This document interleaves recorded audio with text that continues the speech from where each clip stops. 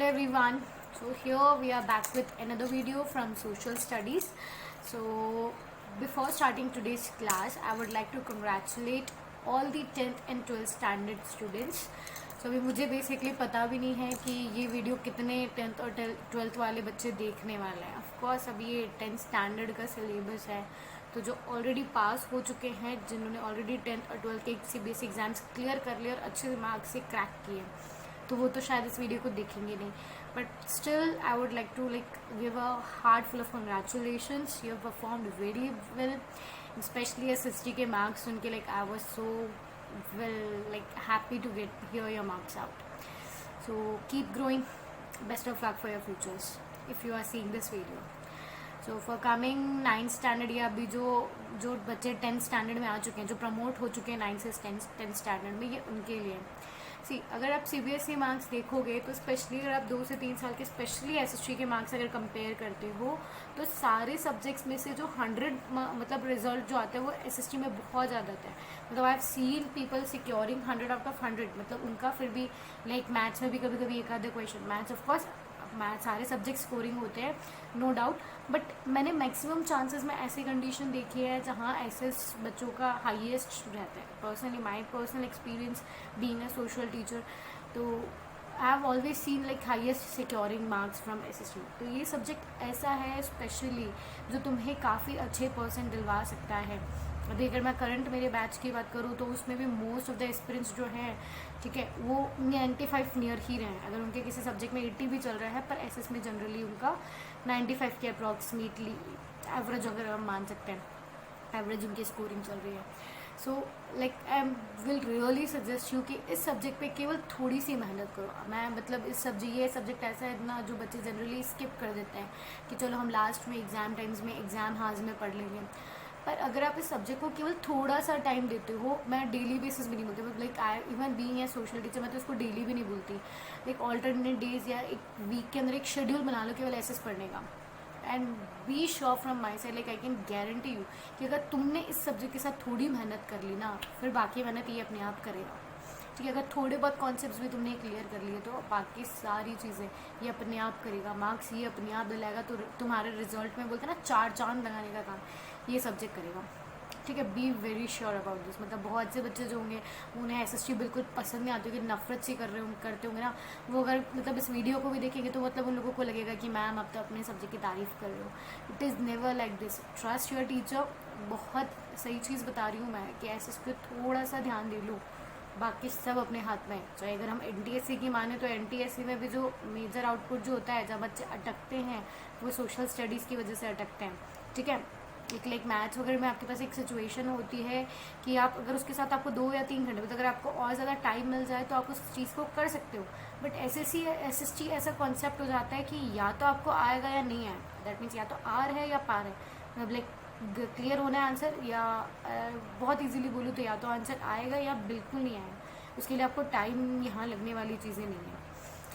I think so मैं बहुत समझा चुकी हूँ तुम्हें ऑलरेडी क्लास के लिए, इस वीडियो लेक्चर के लिए. मैं फिर बोलूँगी बहुत इम्पॉर्टेंट, तो बहुत इजीली तुम्हें कवर करवाने की. अगर कोई भी डाउट होता है तो प्लीज़ उसे कमेंट सेक्शंस में लिखो. और जितना ये कोविड-19 वाला जो तुम्हें टाइम मिल रहा है घर बैठ के पढ़ाई करने का, इसको प्रॉपरली यूटिलाइज कर लो. Okay, so let's start today's class. So we were going on with another lesson we have started. हम लोगों ने कल वाले वीडियो में स्टार्ट कर लिया था ये the making of global world. तो अभी तक हम लोगों ने क्या देखा था, हम लोग प्री मॉडर्न वर्ल्ड देख चुके थे. अब हम लोग 19th सेंचुरी में कैसे कैसे डेवलपमेंट आने लगते हैं. ठीक है, तो उसके क्या थे कि ट्रेड डेवलपमेंट होने लगे थे, ग्लोबलाइजेशन काफ़ी अच्छा हो गया था, टेक्नोलॉजिकल इम्प्रूवमेंट आने लगा था. ठीक है, हम लोगों ने ये सारी चीज़ें देख ली थी. पर एक बहुत बड़ा, मैंने कल एक हिंट भी दी थी आपको लास्ट में क्लास ख़त्म करते हुए, कि अब हमें मतलब 19th सेंचुरी का एक डार्कर साइड भी था in the form of colonialism. Colonialism का मतलब भी पहले भी हम लोग इस टर्म के ऊपर बात कर चुके हैं.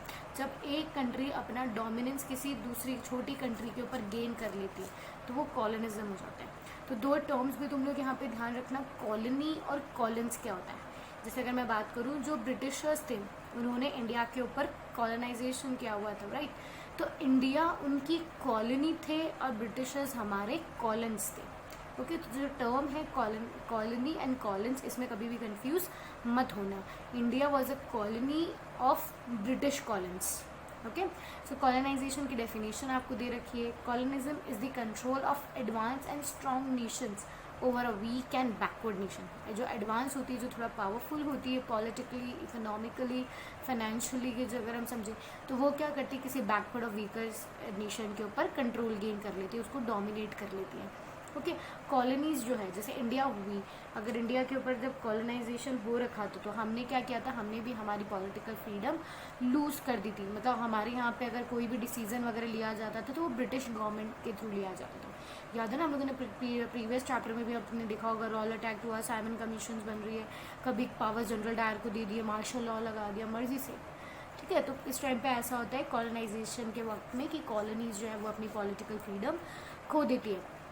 So it's suffers from painful social and economical changes. अगर आप इसको भी देखोगे तो इंडिया को ब्रिटिशर्स से पहले क्या बोला जाता था, सोने की चिड़िया। तो अब फिर बाद में क्या बोला गया कि जब ब्रिटिशर्स हमारे इंडिया से चले गए तो वो अपने साथ तुम्हें मतलब हमारे यहाँ की बोलते ना लाइक वेल्थ वगैरह भी अपने साथ लूट करके ले गए। तो यहाँ पर बहुत सारे सोशल चेंजेस आते हैं, इकोनॉमिकल चेंजेस आते हैं। ठीक है, बहुत सारी अच्छी चीज़ें भी होती है कॉलोनिज्म के साथ में, पर अभी हम लोग यहाँ पे नेगेटिव और डार्कर साइड्स देख रहे हैं। तो इसका एक एग्जांपल आया है यूरोप रूल इन अफ्रीका। तो अब यूरोपियन रूल इन अफ्रीका को कैसे समझोगे आप, यहाँ पे कॉलोनाइजेशन कैसे होगा। सी, अब अफ्रीका जो था वो एक, अगर आप देखोगे आज भी अगर आप इसको वर्ल्ड मैप के अंदर देखते हो तो अफ्रीका जो है वो एक ऐसा एरिया है जहाँ पॉपुलेशन काफ़ी कम होती है और अबंडेंट लैंड होती है। मतलब जिस ड्यूरेशन की वन हम बात करें 19th सेंचुरी की, तो वहाँ लोगों के पास ज़मीनें बहुत ज़्यादा थी और उस ज़मीनों पे काम करने वाले रहने वाले लोग काफ़ी कम थे, बहुत कम पॉपुलेशन थी। तो अब क्या होता है, जैसे यूरोपियंस वहाँ अफ्रीका में जाते हैं और उनको काम करवाने की कोशिश करते हैं। पहली चीज़ तो यूरोप अफ्रीका में क्यों अट्रैक्ट हुई, क्योंकि वहाँ बहुत ज़्यादा ज़मीन है, तो लोगों को लगा कि यहाँ पे एग्रीकल्चर करवाया जा सकता है, मिनरल्स वगैरह थे तो वहाँ माइनिंग वगैरह हो सकती है। तो इन सब से अट्रैक्ट होकर के यूरोप जो था वो अफ्रीका पहुँचा। ठीक है, अब अफ्रीका के लोग जो थे अब वो जनरली जो बोलते हैं ना लेबर वाला काम नहीं किया करते थे, उनके पास अपनी खुद की बड़ी बड़ी ज़मीनें होती थी, कैटल्स होते थे। ठीक है, एग्रीकल्चर और कैटल रेयरिंग उनका मेन ऑक्यूपेशन था और वो अपना बेसिक लाइवलीहुड अर्न करने के लिए काम किया करते थे। उन्हें मतलब इतनी ज़्यादा जॉब वगैरह की नेसेसिटीज़ नहीं थी। तो जब यूरोपियन वहाँ पहुँचते और यूरोपियन इनको मतलब वो क्या करना चाहते थे, माइंस वगैरह खोलना चाहते थे, राइट। तो अब वो जब उनको जाके बोलते हैं कि आप यहाँ पे in the form of labour में काम करो हमारे अंडर, यूरोपियंस बोलते हैं ऐसा, तो अफ्रीकन्स ऑफ कोर्स क्या करेंगे, डिनाई कर देंगे। People really work for wages, मतलब उन्हें कोई मतलब नहीं था कि आप हमें वेजेस वगैरह दो। उनके पास अपना सेल्फ सफिशिएंट नीड्स थी, लैंड था, कैटल्स थे, तो कोई मतलब नहीं था उन्हें दूसरे लोगों से। तो अब यूरोपियंस ने यहाँ पे क्या किया, अफ्रीका को अपनी कॉलोनी बनाने के लिए वहाँ पर रिंडरपेस्ट नाम की बीमारी वहाँ पे स्प्रेड हो गई। अब रिंडरपेस्ट नाम की बीमारी जो थी वो कैसे आई थी, ब्रिटिश एशिया, ठीक है, मतलब यहाँ से कुछ एनिमल्स वहाँ पे इंपोर्ट किए गए थे, अफ्रीका में इंपोर्ट किए गए थे। ठीक है, कुछ कैटल्स वहाँ पे इंपोर्ट किए गए थे और वो कैटल जो थे वो रिंडरपेस्ट से अफेक्टेड थे। तो जैसे ही वो अफेक्टेड वो या इन्फेक्टेड भी बोल सकते हैं हम लोग, या इन्फेक्टेड पेस्ट जो कैटल्स जो थे वो जैसे ही अफ्रीका पहुंचते हैं, ठीक है, तो उस रिंडर पेस्ट की जो बीमारी है वो अफ्रीका के कैटल्स में भी लग जाती है। सी, मैंने आपको बोला है कि मेजर ऑक्यूपेशन अफ्रीकन्स का क्या था, कैटल रियरिंग। अगर वहाँ के आप कैटल्स को ही मार दोगे तो क्या होगा, लोग क्या हो जाएंगे, अनएम्प्लॉयड हो जाएंगे। वही चीज़ यूरोपियंस ने किया। ठीक है, उन्होंने वहाँ के 90% ऑफ द कैटल्स को रिंडरपेस्ट नाम की बीमारी से मार दिया। अब लोग जो थे वो अनएम्प्लॉयड हो गए थे, उन्हें सोर्स ऑफ इनकम चाहिए था, तो अब उन्होंने ब्रिटिशर्स के अंदर, यूरोपियंस के अंडर में काम करना एक्सेप्ट कर लिया था। ओके, तो सो ये एक तरीका था कॉलोनाइजेशन, मतलब वो किस तरह से डोमिनेंस गेन करने की कोशिश करते हैं। So it killed 90% of the cattles, the loss of cattle destroyed the livelihood of Africans, so this enabled European colonisers to conquer Africa. तो वही स्टोरी क्लियर यहाँ तक थी। ठीक है, तो अभी कॉलोनिज्म का कैसे डार्क इम्पैक्ट था या डार्क साइड था वो भी हम देख चुके हैं। अब नेक्स्ट था इसका इंडिया के ऊपर भी देखो, ये तो हम लोगों ने अफ्रीका के अंदर देखा, इंडिया का रेफरेंस देखते हैं। तो indentured labour migration from India, India का क्या सीन था, और बॉन्डेड लेबर इंडेम्प्ट लेबर मतलब यहाँ पे समझो, अब इसके अंदर क्या होता है कि लाइक एक एग्रीमेंट होता है जहाँ पर एक प्लेस से दूसरी प्लेस पे लेबर्स को ले जाया जाता है, ठीक है। उस मतलब एक तो जनरली क्या होता है कि एक अननोन प्लेस होती है या एक बहुत ही अलग कंट्री होती है जहाँ एग्रीमेंट के थ्रू लोग जाते हैं। अब वहाँ की वर्किंग कंडीशंस भी बहुत ज़्यादा हार्श होती है, और सेकेंडली उसके बदले में जो वहाँ पे वेजेस दिए जाते हैं वो भी सफिशिएंट नहीं होता। मतलब बहुत सी बार ऐसा होता है कि लोगों से काम करवा लिया, और मतलब लाइक ये कॉन्ट्रैक्चुअल बेसिस आप ऐसे समझोगे कि अब इसमें ना मतलब लाइक 2 या 3 साल का कॉन्ट्रैक्ट हुआ करता था उस टाइम पे, कि आप इतने टाइम के लिए 5 साल के 6 साल के 10 साल के लिए भी मानते कि उसके बाद में हम लोग वापस हमारी मतलब इतना आप पैसा हमें दे देना, फिर हम हमारी वापस कंट्री पे रिटर्न हो जाएंगे। पर ऐसा इन लोगों के साथ नहीं हुआ, ठीक है। तो इसे फिर इसीलिए इसको बाद में क्या बोल दिया गया था 19th सेंचुरी के अंदर, न्यू मेथड ऑफ स्लेवरी, क्योंकि इन्हें ना प्रॉपर वेजेस मिलती थी, वर्किंग कंडीशंस प्रॉपर नहीं थी, वर्किंग लाइक हार्स भी बहुत ज़्यादा थे, वेजेस और सैलरीज पे नहीं होती थी, ठीक है। तो ये क्या बन गया था, न्यू सिस्टम ऑफ स्लेवरी।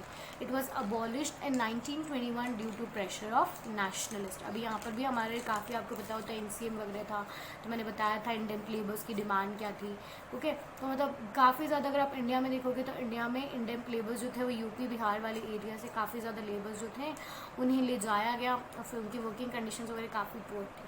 तो अब आपको ये पता है कॉलोनाइजेशन का एक डार्कर साइड आपको दिख गया है कि ब्रिटिशर्स हम पे रूल करके रख रहे थे, तो किस तरीके से हमारे यहाँ के लाइक बोलते ना पीपल को, ये हमारे यहाँ के सिटीजन्स को इंडेम्प्ट लेबर करवाया करते थे, बैगर करवाया करते थे। बैगर भी हम लोगों ने एक टर्म पढ़ी हुई है ना। तो अब इंडियन एंटरप्रेन्योर्स की क्या हालत थी इस टाइम पे, तो अब मैंने सी अभी तक अगर आप देखोगे तो जो 19th सेंचुरी था उसका एक 2 साइड हमें मिला है, ठीक है। अब यहाँ पर एक तरीके से अगर हम देखेंगे तो ट्रेड फ्लरिश कर रहा है, टेक्नोलॉजिकल इम्प्रूवमेंट हो रहा है, एडवांसमेंट हो रहा है, और एक तरफ देखेंगे पॉवर्टी है, अनएम्प्लॉयमेंट है, एक्सप्लॉयटेशन जो है वो कॉलोनीज़ की वजह से बहुत ज़्यादा बढ़ी है। तो वही चीज़ फर्स्ट पॉइंट्स में समझाई गई, faster economic growth, higher incomes and technological advances in some areas. और कुछ ऐसे एरियाज थे जहाँ इंक्रीज पॉवर्टी हो गया था, एक्सप्लॉयटेशन बाय कॉलोनीज हो गया था, ठीक है। तो अब ये आपको ये चीज़ बेसिकली तो समझ में आ गई कि 19th सेंचुरीज़ के 2 सिनेरियो थे। तो हम किसी भी कॉन्सेप्ट को अगर आप पढ़ते हो तो वो वहाँ पे आपके पास 2 सिनेरियो चलेगा, एक पॉजिटिव मैनर में चलेगा और एक नेगेटिव मैनर में चलेगा।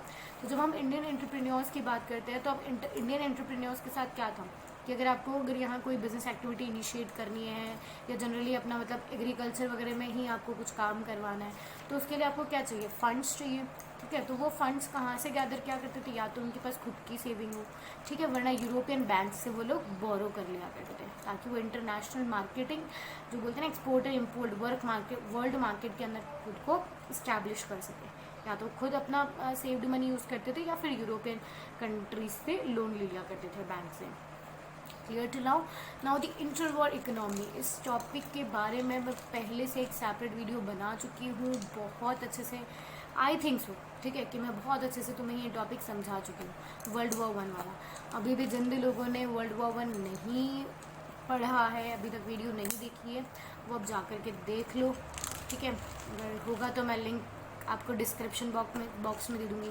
तो जब हम लोग इंटर वॉर इकोनॉमी की बात करते हैं तो वर्ल्ड वॉर 1 हमें भी पता है, यहाँ पे इंटर वॉर के अंदर हम लोग वर्ल्ड वॉर 1 की बात करेंगे, जो अप्रॉक्सीमेटली 4 ईयर्स के लिए हुआ था 1914 से 1918, ठीक है। और ये जनरली कहाँ पर हुई थी, सारी लड़ाइयाँ कहाँ हुई थी, यूरोप में। अब पता है ना जिसने अगर ये पढ़ा हुआ है तो उन्हें तो पूरा सिनेरियो वापस से रिकॉल हो गया होगा, एक गोली चलने के कारण और एक गोली ना चलने के कारण वाली स्टोरीज, राइट। तो अब इसका इम्पैक्ट जो था, मतलब जनरली जो लड़ाई थी वो केवल यूरोप में हुई थी, पर इसका इम्पैक्ट जो था वो पूरी ग्लोबली देखा गया था। वर्ल्ड जो है, वर्ल्ड इकोनॉमिकल और पॉलिटिकल इंस्टेबिलिटी आ गई थी। इकोनॉमिकली अगर हम बात करें तो लोग जो थे काफ़ी ज़्यादा खर्चा, जो मतलब लड़ाई बोलते हैं एक्सपेंसेस जो थे वो वॉर के अंदर लोगों का पैसा खर्च हो गया था, ठीक है। तो इकोनॉमिकल डिप्रेशन आ गया था और पॉलिटिकल इंस्टेबिलिटी आ गई थी। पॉलिटिकल इंस्टेबिलिटी से आप समझोगे कि मतलब वहाँ पे कितनी ज़्यादा गवर्नमेंट चेंज हुई थी, कहीं डिक्टेटोरियल आ गया था, कहीं रिपब्लिकन आ गया था, कहीं पे राजा वगैरह चल रहे थे, काफ़ी ज़्यादा इंस्टेबिलिटी आ गई थी। और उसके बाद भी अगर हम देखेंगे तो जो बड़ी बड़ी कंट्रीज थी, जैसे ऑस्ट्रो हंगेरियन एम्पायर था, ये छोटे पार्ट्स में टूट गया था, जर्मनी से भी काफ़ी ज़्यादा एरिया उससे ले लिया गया था। तो ये पॉलिटिकल और इकोनॉमिकल वहाँ पे डिप्रेशन आ गया था, इंस्टेबिलिटी आ चुकी थी वहाँ पे, ठीक है। तो वॉर टाइम ट्रांसफॉर्मेशन, उस वॉर के वक्त में क्या क्या हुआ, तो अब इसको थोड़ा डिटेल में समझते हैं। वर्ल्ड वॉर 1 के बारे में, fought between two powerful blocks, वो कौन से थे, अलाइज इन दी सेंट्रल पहले से पता है हमें। It involve world's leading industrial nations. अगर वर्ल्ड लीडिंग इंडस्ट्रियल नेशंस की बात करूँ तो यूएस, ब्रिटेन, फ्रांस, जर्मनी बहुत पावरफुल, रशिया हुआ, इधर से चाइना हुआ, जापान हुआ, वर्ल्ड के लीडिंग इंडस्ट्रियल नेशंस थे। It was the first modern industrial war. इसे फर्स्ट मॉडर्न इंडस्ट्रियल वॉर भी बोली गई, इसे द ग्रेट वॉर भी बोला गया है। ठीक है, अब पहले जब इनिशियली वर्ल्ड वॉर 1 शुरू हुई थी तो ये लगभग जून अगस्त के बीच में, लगभग जून जुलाई में ऐसे इन मंथ्स में शुरू हुई थी 1914 में। और लोगों को लगा था कि चलो 1914 एंड होते होते ये वॉर भी ख़त्म हो जाएगी, पर ये वॉर जो है वो कंटिन्यू 4 सालों तक लड़ी गई थी। और इसे मॉडर्न इंडस्ट्रियल वॉर भी इसीलिए कहा जाता है क्योंकि फर्स्ट टाइम मतलब केमिकल वेपन्स हुए, एयरक्राफ्ट्स हुए, मशीन गन्स हुई, इनका यूज़ देखा गया था। आपने एजेंट ऑरेंज वगैरह इनके नाम सुने होंगे ना, जहाँ पे वो एजेंट ऑरेंज वगैरह ऐसे थे ना, एंड पता नहीं 2 और ऐसे केमिकल नेम्स थे जो जापान वगैरह पे ब्लास्ट करवाए गए थे। ठीक है, तो first mechanical industrial modern industrial war बोला जाता है। अब जो वॉर थी वो has transform the US from being an international debtor to an international creditor. अब international debtor to an international creditor क्यों था? मैंने उस टाइम पे आपको बताया था कि वर्ल्ड वॉर 1 से पहले यूएस इतना ज़्यादा भी पावरफुल नहीं था। उस टाइम पे अगर मैं बात करूँ, ब्रिटेन हुआ, रशिया हुआ, ठीक है, तो ये काफ़ी ज़्यादा पावरफुल थे। अब यूएस एकदम से पावर में कैसे आ जाता है? आप समझो उस चीज़ को कि अब जो मेजर यूरोपियन कंट्रीज़ है वो तो क्या था, वॉर में इन्वॉल्व हो गई थी। पहले यूएस ने क्या बोला था कि मैं वॉर में इन्वॉल्व होना नहीं चाहता हूँ।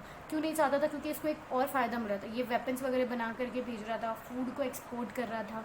तो अब वहाँ पे वॉर के अंदर क्या था कि लाइक हम बोलते हैं वॉर की ड्यूरेशन में क्या होता है, गुड्स की, सर्विसेज की भी हम मान सकते हैं, या मतलब फूड की, इन सब की डिमांड्स बहुत ज़्यादा बढ़ गई थी। और उस डिमांड्स को वहाँ पे किसने सप्लाई करवाया था? एक्सपोर्ट जो था वो पूरा किसने देखा हुआ था? यूएस ने। तो यूएस ने उस टाइम पे काफ़ी ज़्यादा अपने ट्रेड को फ्लरिश कर लिया था, स्ट्रॉन्ग कर लिया था, और अपनी इकोनॉमी को भी ग्रो करवा लिया था। तो the war transform the US from being an international debtor to an international creditor. ठीक है, तो वो पहले मतलब उसने उस टाइम पे जो बाकी सारी यूरोपियन कंट्रीज तो क्या थी, वो वॉर कर रही थी, उन्हें पैसा चाहिए था, तो उन्हें पैसा किसने दिया था? यूएस ने दिया था। ठीक है, तो USA became the supreme power, और फिर यहाँ से वो सुप्रीम पावर बन जाती है। अब चलो, ये तो हम लोगों ने वॉर टाइम में चेंज देखा है कि एक यूएस नाम की कंट्री जो है वो बहुत ज़्यादा डेवलप हो गई। अब पोस्ट वॉर रिकवरी देखो, मतलब वॉर के बाद वाली एक प्री एंड पोस्ट टर्म सुने होंगे ना। ठीक है, तो पोस्ट वॉर रिकवरी में क्या गया यहाँ पे? Post war economic recovery prove to be very difficult. मतलब अगर हम देखेंगे कि यहाँ पे वॉर से काफ़ी ज़्यादा लॉस हुआ है इकोनॉमिकली, कंट्रीज़ जो है उन्होंने काफ़ी टाइम काफ़ी ज़्यादा लोन्स वगैरह ले लिए थे, तब वो लोन के बर्डन में आ चुके थे, है ना।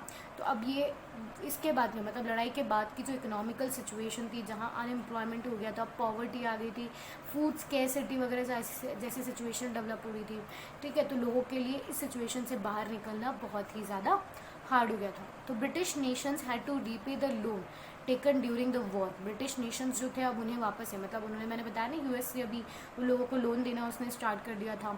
तो ब्रिटिश नेशंस जो है उस टाइम पे वॉर के वक्त उन्हें कुछ लगा नहीं, चलो लोन लेते गए और लड़ाइयाँ करते गए। अब उनके लिए हार्ड हो गया था लोन को रीपे करना, क्योंकि उनकी इकोनॉमी जो है वो पूरी तरीके से टूट चुकी थी। इकोनॉमी टूटने का एक रीज़न क्या था कि उस टाइम पे डिमांड्स जो थी ड्यूरिंग द वॉर, बता रही हूँ मैं, डिमांड्स मतलब चाहे आप एग्रीकल्चर प्रोड्यूस की बोलो, चाहे आप इंडस्ट्रियल प्रोड्यूस की बोलो, डिमांड्स बहुत ज़्यादा बढ़ गई थी। तो डिमांड्स को फुलफिल करने के लिए यूएसए हुआ, कनाडा हुआ, ठीक है, ये ऐसे नेशंस थे जो सामने निकल कर के आए, उन्होंने प्रोडक्शन यूनिट्स एक्सपैंड किए अपने, और अब प्रोडक्शन यूनिट में काम करने के लिए एम्प्लॉयमेंट जनरेशन भी हुआ। कुछ लोग वॉर के अंदर चाहिए थे, कुछ एग्रीकल्चरल इंडस्ट्रियल प्रोडक्शन को प्रोड्यूस करने के लिए चाहिए थे। ठीक है, अब जैसे क्या होता है, अब वो तो लड़ाई थी तो हमें चीज़ों की ज़रूरत थी। अब आफ्टर द वॉर क्या हुआ? डिमांड रुक गई, क्योंकि लोगों के पास पैसा भी नहीं है। ठीक है, ना ही लोगों के पास पैसा है, और सेकेंडली लोग, अब लड़ाई नहीं थी तो अब उन लोगों को कुछ चाहिए नहीं था, क्योंकि पहले तो लड़ाई हो रही थी तो क्या था, जो यूरोपियन नेशन की जो कंट्रीज़ थी वो खुद प्रोड्यूस नहीं कर पा रही थी, इसीलिए उसको इम्पोर्ट करवाना पड़ा था। ठीक है, अब जैसे ही लड़ाइयाँ ख़त्म होती है तो अब वो वापस से खुद का प्रोडक्शन यूनिट स्टार्ट कर सकते थे।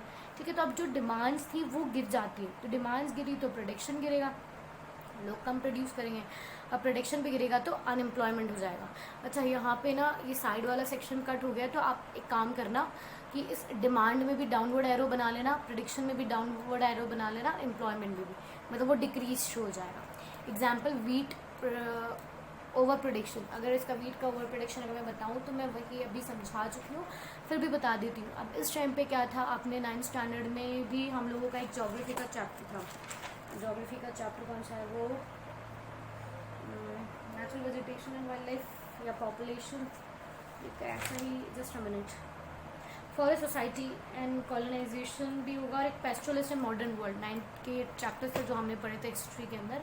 तो वहाँ पे मैंने सिनेरियो भी क्लियरली समझाया था तुम लोगों को ना, कि किस तरीके से यूएसए जो था वो ग्रीनरी बनकर क्या रहा था, क्योंकि यूरोप में सब लोग क्या थे, वॉर में बिजी थे, ठीक है। तो यहाँ पे यूएसए क्या करता है, वो अपना मतलब ओवर प्रोडिक्शन, मतलब काफ़ी ज़्यादा मतलब बल्क के अंदर प्रोडिक्शन करता है, क्योंकि उसको उस टाइम पे क्या करना था, मोर ऑफ प्रॉफिट अर्न करना था, ठीक है। अब वॉर ख़त्म हो जाती है, तो जो यूरोप में जो लोग मतलब लोगों ने अभी यहाँ पे लड़ाई के अंदर इन्वॉल्व थे, अब वो अनएम्प्लॉयड हो गए, तो वापस से उन लोगों ने भी एग्रीकल्चर करना शुरू कर दिया। यूएसए बहुत ज़्यादा प्रोड्यूस कर रही थी, ठीक है, इधर से ब्रिटेन ने भी अपना खुद का प्रोडक्शन करना स्टार्ट कर दिया। तो वो देयर वाज ए सिचुएशन जब ओवर प्रोडक्शन होने लग गया चीज़ों का।